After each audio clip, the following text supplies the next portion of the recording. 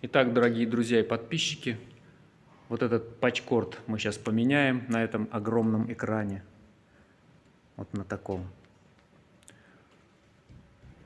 И все будет у нас работать.